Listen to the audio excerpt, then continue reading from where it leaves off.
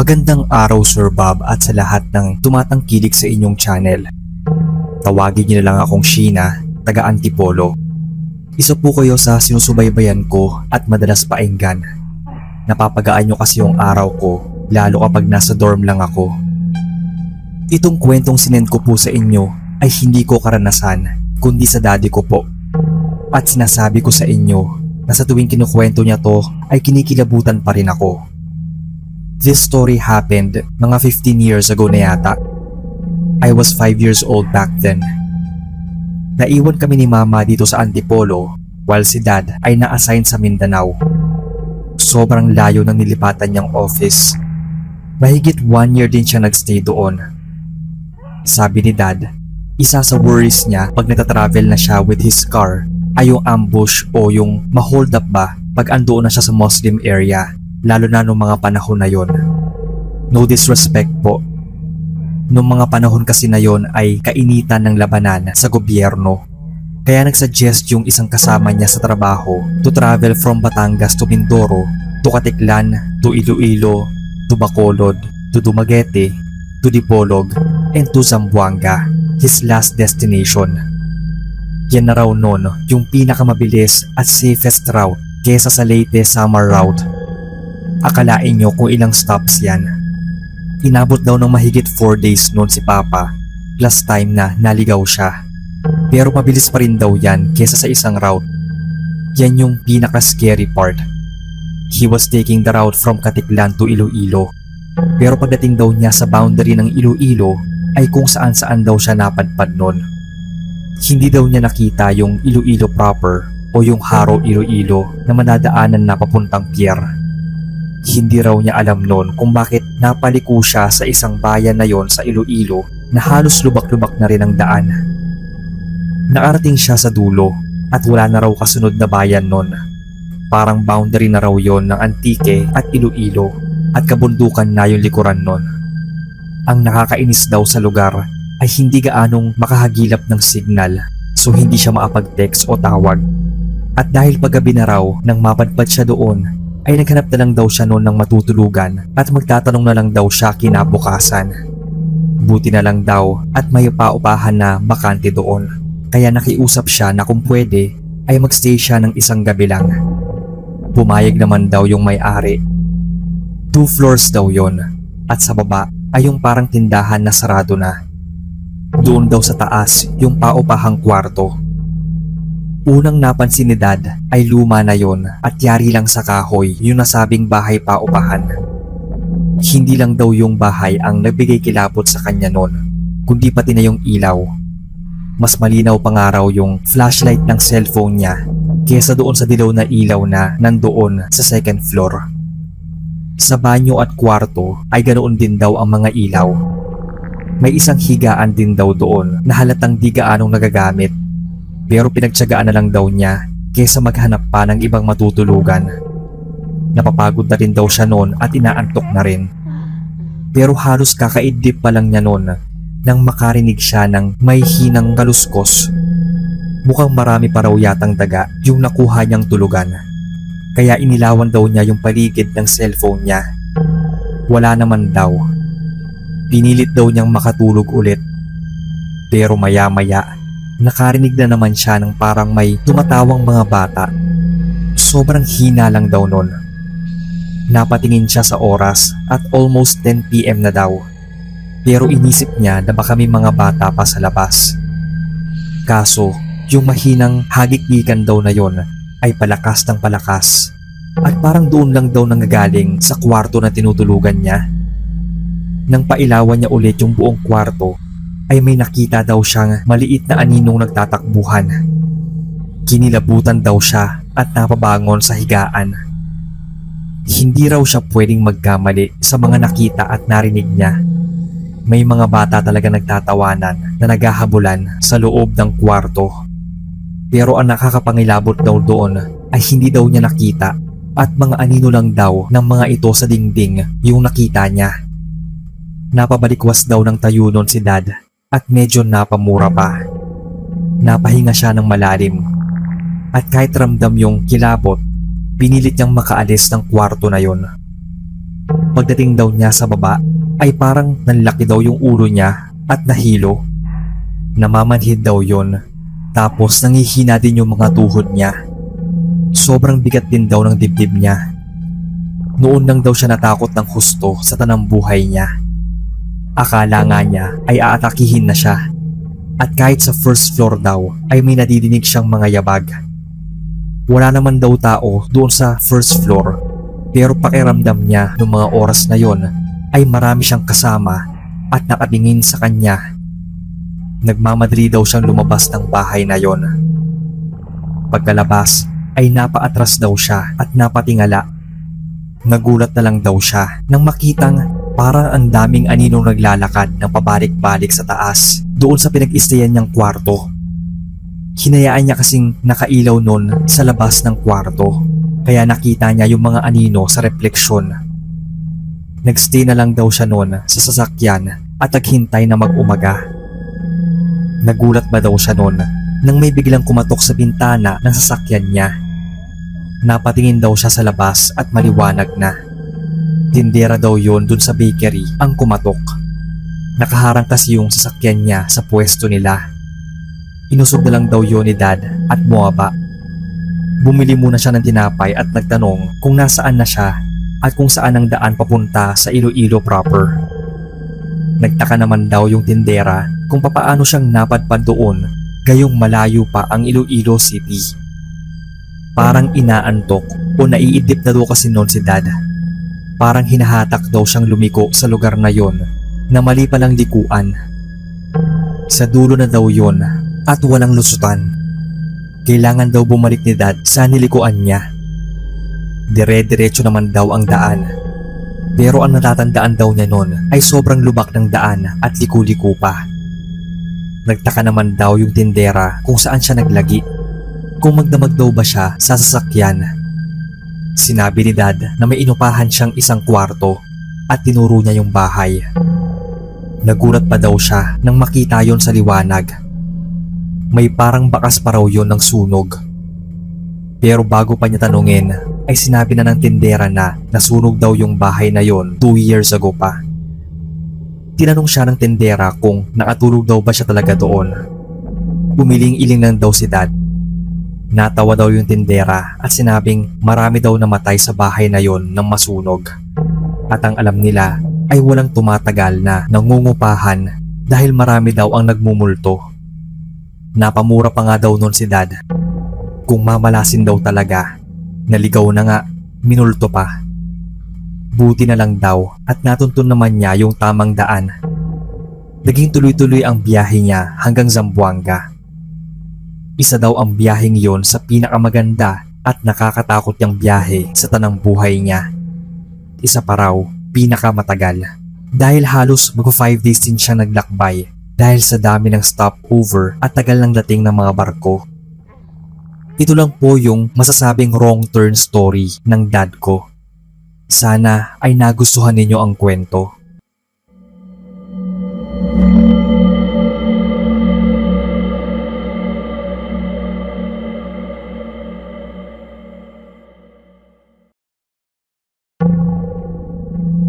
Hello sa lahat.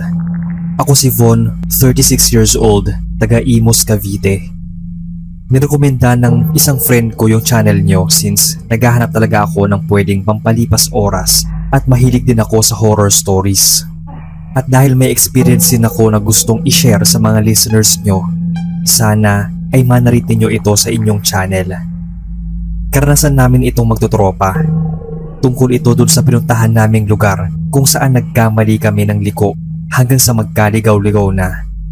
Parang ang wrong turn ang nangyari. Pero salamat naman at walang mutant. Balak talaga namin nung mag-island hopping sa Pangasinan sa 100 Islands. Pero yung napuntahan namin ay hindi 100 Islands, kundi Nowhere Island. Hindi namin alam kung ano at saang isla kami napadpad. Di ba uso ng mga panahon na yon yung Waze at Google Map? Mapa ng Pilipinas yung baon namin, literal. Nakakatawa lang kasi wala namang nakalagay na mga route kung saan dadaan at liliko. Basta, ang punta namin noon ay adventure talaga. Tiwala naman kasi may isang kaibigan kami na kabisado daw ang daan. Yun pala ay hindi at naapunta lang daw siya doon sakay ng bus. 5 kami nung umalis sakay ng isang BMW na pagmamayari ng isa naming tropang si Sed. Ako at ang mga tropa kong sina Bill, Chris, Art at Sed ang nagbiyahe papuntang Ewan. Si Art ang nagsabing alam nito ang daan. Pero nung nagbabiyahe na kami ay wala na raw itong matandaan. Bukod kasi sa bus nitong sinakyan ay gabi pa itong bumiyahe. Imbis na mainis ay sinabi na lang namin na gawin na lang adventure ang lakad na yon kahit saan man kami mapadpad. Pero syempre, hindi ko naman hiniling noon na maligaw kami pero yun pa rin ang nangyari. Dahil lang sa dalawang magkaibang daan na di daw alam ni Art kung saan dumaan yung bus na sinakyan niya ay nagkaletse-letse. Mahigit 18 years na to nangyari at nasa late 30s na nga kami ngayon. Imagine nung time na yan, wala pa gaanong mapagtanungan ng route o daan papunta sa isang lugar. Di pa ganun kauso ang mga location at GPS. Ito na nga, nagkamali kami ng liko at yung napuntahan namin may isla din naman, may dagat. Kaso ay puro kakahuyan yung dinaanan namin bago mapuntahan yung baybayin na yon.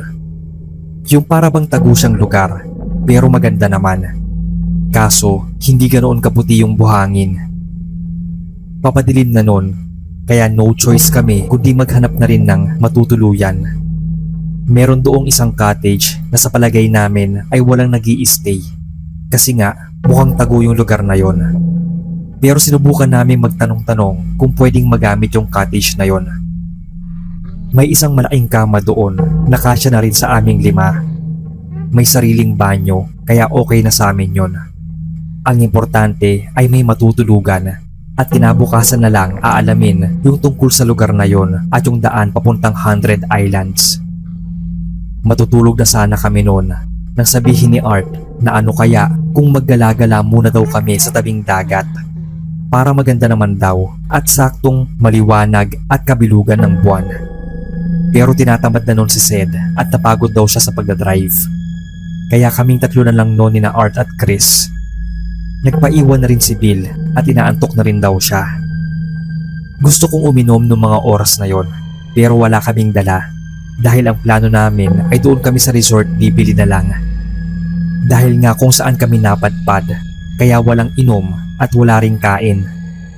Yung mga nabaon lang naming chips at mineral water. Nagaya pa nun si Art na maghanap daw kami ng mabibilhan. May nadaanan naman daw kaming tindahan at baka may tinda daw doon. So naglakad na kaming 3 nun. Nang bigla kaming napatigil dahil may biglang gumalaw sa may kakahuyan. Sabi ko ay bumalik na kami at baka ahas yun. Pero baka pusa lang daw sabi ni Art. Kita ko daw at ang bilis ng galaw. Hindi naman daw ganon kabilis ang ahas. Alam kong uhaw na rin siya sa alak nun, kaya tumuloy na kami dun sa pagbibilhan. Pero maya-maya ay muli na namang kumaluskos dun sa may kakahuyan. Inilawan na yun ni Chris. Buti nga at nung oras na yon ay may dala itong malaking flashlight. Pagpailaw niya doon sa bahagi kung saan may kumaluskos, bigla na lang kaming napaatras. Isa palang aso. Nakaupo yon sa tabi ng isang puno. Nagtaka lang kami noon na halos kasing tangkad na namin yung aso na yon habang nakaupo lang at ang pula pa ng mga mata nito. Isa pang nagbigay kilabot sa amin ay itim na itim yung balahibo nito. Ito namang engot na Art, hayaan na raw at aso lang naman yon. Pero ang laki kasi. Hinila niya kami ni Chris. Pero sabay talaga kaming natigilan nun. Sabi ko ay bilisan na lang namin sa paglalakad hanggang doon sa bahay na may ilaw. May nakikita na kasi ako nung bahay na may ilaw sa labasan. Pero narinig naming umangil yung aso. Andoon na pala ito sa likuran namin at sinusundan kami. Nang ilawan yun ni Chris ay grabe ang pagtulog ng laway nito sa bunganga. Panay angil nun na para na niya kaming lalapain. Atras kami ng atras nun dahil nakaharap kami sa kanya. Habang lumalakad siya papalapit sa amin ay paatras naman kami. Sinabi ko talagang walang tatakbo dahil tiyak hahabulin kami nito at siguradong lalapain ng hayop na yon ng buhay. Nanginginig na ako sa takot dahil nga ang laki ng aso na yon. Pero hindi pumasok sa isip namin na baka ibang nilalang yon. Akala namin ay isa na sa amin ang dadambahan nito nang biglang may nagsalita. Sina Bill at Sed. Nakasunod lang daw pala sila sa amin. Nakaramdam daw kasi ng gutom si Bill at niyaya nito si Sed na bumili na rin ng makakain. Buti na lang at timing ang pagdating nila nun. Biglang nawala yung malaking aso.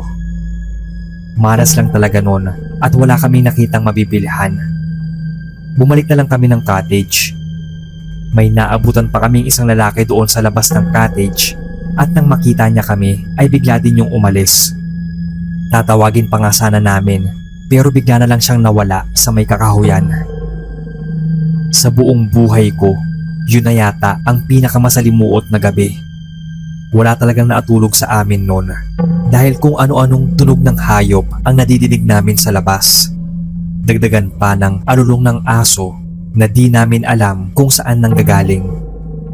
Sinabi ko sa kanila na umalis na kami doon sa lugar na yon. Para kako kasi kaming nasa isang horror movie na nasa isang isolated na lugar na napapalibutan ng mga halimaw sa paligid. Pinatahimik kami ni Chris noon. Parang kakaiba daw yung naririnig niya kesa sa ibang hayop na naroon. Pinakinggan nga naming mabuti kung anong klaseng hayop yung sinasabi ni Chris. Tawang-tawa talaga ako sa sinabi ni Art noon. Paano daw nagkaroon ng kambing sa lugar na yon? Parang kambing daw kasi yung narinig niya. Samantalang yung narinig ko noon ay parang itik. Mukhang inaaswang na raw kami, sabi ni Chris. Ganoon daw kasi sa baryo nila. Yung parang huni ng butiki o itik. Ik-ik daw yon, aswang na ibon. At mukhang aswang din daw yung asong nakita namin doon sa may kakahuyan dahil iba ang laki nun at grabe kung maatitig. Namumula pa ang mga mata nun. Ba't noon lang daw niya naisip yon? Pero buti na lang talaga at wala sa amin ang nagawa nitong lapain. Kung saang lupalop na kasi kami nagsuot nun. Sinabi na lang ni Chris na maghintay kami hanggang magliwanag bago umalis. Mas delikado raw kasi at madilim pa. At mukhang nasa paligid lang ang gustong mambiktima sa amin. Dahil sa pinagsamang antok, pagod at gutom namin ay nakaramdam ako ng panghihina. Gusto ko na talagang matulog noon pero ang ingay ng paligid at parang may kumakaluskos pa sa dingding ng cottage namin. Nagulat kami nang biglang nagsalita nun si Art na isaboy daw namin yung baong asin sa labas kahit wala naman talaga kaming dalang asin. Pagkasabi niya noon ay biglang humina yung mga tunog ng hayop. Tapos unti-unting nawala kinalaunan. Nakahinga kami noon ng maluwag at natatawa pang binatukan ni Chris si Art. Asin pa daw. Mukhang naniwala ang kung sino mang nasa labas na may asin nga kami. Totoo nga na takot din sila sa asin. Sa awa ng Diyos ay umabot kami ng umaga nang wala namang nasaktan o masamang nangyari sa amin. Hinanap namin yung may-ari ng cottage na yon pero hindi namin nakita. Nagtanong na lang kami noon sa may labasan pero hindi na daw pumupunta doon yung may-ari ng cottage. Baka iba yung nakausap daw namin. Papasikat pa lang yung araw noon nang umalis kami. Sa wakas, natuntun din namin yung 100 Islands na andun lang pala sa dulo ng islang yon. Karugtong din pala yon ng 100 Islands pero nasa dulo na yon ng isla at bihira na lang puntahan.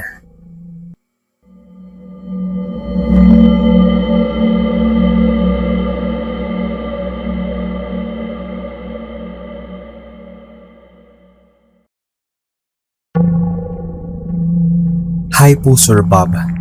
Tawagin niyo na lang akong Estela, taga Marikina. Avid listener ninyo at naghihintay sa mga uploads nyo sa channel. May story lang po akong gustong isend sa inyo. Tungkol ito sa nangyari sa amin ng dalawang kaibigan ko nang mag-hiking kami sa isang kilalang bundok dito sa Luzon. Tawagin na lang po natin silang Jasmine at Andrea.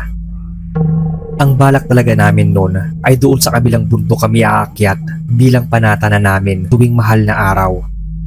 Nangyari ito noong 2017. Doon sa kabilang bundok ay kabisado na namin at first time lang talaga namin sa bundok na to. Pero hindi ko alam noon kung bakit nagkasundo din kaming mag-hiking doon sa kabilang bundok kahit nababalitaan na namin noon na delikado dahil may nadidisgrasya, nawawala at naiengkanto raw sa lugar na yon. Araw ng pagkabuhay na kami pinayagang umalis noon dahil delikado pa pag mahal na araw. Pinilit naming makaalis ng maaga noon para tanghali ay nasa taas na kami ng bundok. Ang iniiwasan talaga namin ay ang bumalik na palubog na ang araw. Halos ilang oras din yung nilakad namin paakyat dahil maya-maya kami nagpapahinga. Mahirap, nakakapagod at nakakatakot. But at the same time, worth it siya. Very fulfilling at nakaka-proud na nakakyat kami sa isang sikat na kilalang bundok sa Pilipinas. Lalo na at may dark story pa tungkol dito. Masaya na kaming tatlo noon na bago magtanghali ay naabot na namin ang camping area. Doon ay namahinga na kami at kumain, picture-picture at pagkatapos ay nilibot din yung area. Saka kami noon nag-ali ng dasal sa bundok. Isa yun sa nakalimutan naming gawin bago umakyat. Hindi ko alam kung bakit nung mga oras na mag-aya ako magdasal ay biglang kumabog yung dibdib ko. Nanindig din yung balahibo ko sa di ko malamang dahilan. Habang naatayo kami noon at nakahawak kamay habang nagdadasal, pakiramdam ko ay may nakatingin sa amin mula sa mga puno. Hindi ko alam kung ako lang ba o nakakaramdam din sila. Bigla ring dumilim noon, hudyat na uulan. Buti na lang at ambon lang yon. Pero pakiramdam ko nang andun kami sa taas ay parang ang bilis ng oras. Pagkatapos magdasal ay pinagkukunan na namin ng litrato ang sa kabilang bundok na madalas naming akyatin. Malaki talaga ang pagkakaiba ng dalawa dahil kapag umaakyat kami doon ay wala akong ibang nararamdaman kundi kapayapaan at magaan sa pakiramdam. Yung aakyat ka sa isang holy mountain, masarap talaga sa pakiramdam bilang panata. Niyaya ko na sila noon na bumaba ng 3 PM. Pero humirit pa si Jasmine na magstay saglit doon dahil may gusto daw siyang kunan ng litrato. Hindi naman niya sinabi na sunset pala ang gusto niyang makunan. Pati gusto daw niyang makita kung nag-iiba daw ba yung itsura ng bundok na kinaroroonan namin kapag maggagabi na. Sa aming tatlo, si Jasmine talaga yung adventurous at matapang. May pagka-boyish din siya. Ayaw na talaga naming magstay doon ni Andrea pero panay sandali siya hanggang inabot na kami ng 5 PM. Madilim na pala ng ganoong oras sa bundok na yon kaya nagdali-dali na kaming bumaba. Ako ang nauna nun, sunod si Andrea at nasa huli si Jasmine. Pero hindi ko alam Sir Bob kung papaanong si Andrea na ang sinusundan ko at sabi nun ni Jasmine ay sinusundan daw niya ako at si Andrea naman sinusundan si Jasmine. Parang natauhan na lang kami noon nang maarating kami sa dulo ng binaybay naming daan. Wala nang daan pa kundi purong kakahuyan na. Nalito na kami noon dahil ang pagkakaalam ko ay sinusundan ko si Andrea. Pero hindi raw siya ang nauuna kundi si Jasmine. Pero ang sabi naman ni Jasmine, ako raw ang nauuna at sinusundan niya ako. Kumbaga, nagkagulo na kaming tatlo noon. Kaya alam naming nagkamali na kami ng dinadaanan at naliligaw na. Naapagtataka pa na sobrang dilim na nun. Buti na lang talaga noong mga oras na yon ay hinahanap na raw kami ng kapatid ko at barkada niya. Sinundan din namin pabalik ang daang yon at nagkasalubong kami. Takot na takot kaming tatlo noon dahil sobrang dilim at kung ano-ano nang tunog yung naririnig namin. Pinagalitan talaga ako noon ni Kuya at sinumbong pa kina Mama. Medyo nainis din ako noon kay Jasmine. Yung pinagsamang takot ko noon at sobrang alala na baka hindi na kami makalabas sa bundok na yon. Sa kanya ko naibunton. Wala kaming kibuan noon sa loob ng kotse. Dumaan muna kami sa isang kainan. Doon, napansin ni Andrea na parang may maliit daw na kalmot ang likurang braso ko. Doon ko lang din naramdaman yung hapti. Akala ko, ako lang ang may ganoon. Pero nakita din ni Andrea na may kalmot din siya sa leeg at si Jasmine naman sa may binti. Wala naman akong natandaan na may dinaanan kaming matulis na dahon o puno o kung ano pa. Kalmot talaga siya at may mumunting dugo. Ilang araw din ang lumipas noon at napansin kong hindi yun gumagaling. Parang lumalaki yung kalmot na nagiging sugat na at sobrang init noon. Nagpa-check up na ako noon at niresetahan ako ng antibiotic. Pero inabot na yata ng 1 linggo ay wala pa ring epek yun. Sabi ni Mama, kailangan ko raw ipatingin yon sa isang manggagamot. Kahit daw kina Andrea ay ganoon din daw. Kaya sumama na sina Jasmine noon sa amin. Tinawasan kami nung pinuntahan namin yung manggagamot at nakita doon ang hugis ng maliit na elemento o nilalang. Yun daw ang nangalmot sa amin. Nakasunod na raw yun sa amin nang pababa kami ng bundok. Tama nga at sa bundok namin yun nakuha. Nabulabog daw namin yun. Naalala ko pa na panay kuha ng pictures to ni Jasmine kahit madilim na. At alam ko din na nakakabulabog yun sa kanila. Talagang sinisi ko siya noon dahil ayaw niyang magpasabi at sinunod pa rin niya ang gusto. Pasaway talaga siya. Buti na lang din at hindi naman ganun kalala yung parusang binigay sa amin ng Mount Cristobal. May pinahid yung manggagamot na halaman at langis at natuyo naman yung mga sugat namin. Tuloy-tuloy din ang paggaling nun. Binilinan kami ng manggagamot na magdasal bago umakyat at huwag magpapagabi. Iwasan na rin mag-ingay at lalong huwag kumuha ng litrato lalo sa mga delikadong lugar. Kung ayaw daw naming iligaw o parusahan ng mga naninirahan sa bundok. Naisip kong ang lahat ng yon ay hindi namin nasunod. Kaya nung next na pag-hiking namin ay ginawa na namin yung sinabi ng manggagamot.